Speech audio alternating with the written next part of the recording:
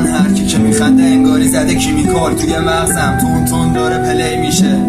بچه ها نخندین و بچه ها نخندین، دلار 90 دیدیم زیر خاک رفتن هرچی جوونه دیدیم، بازار فروش کلیه کبدو دیدیم، بودی حلبی 400 تومنی دیدیم. بچه ها نخندین، خنده به دردوانی، اینجا ایرانه بگا میری با هر تلاشی، حاجی بی خیال ما که همه چی دیدیم، فقط ندیدیم برسیم ما به خونه و ماشین.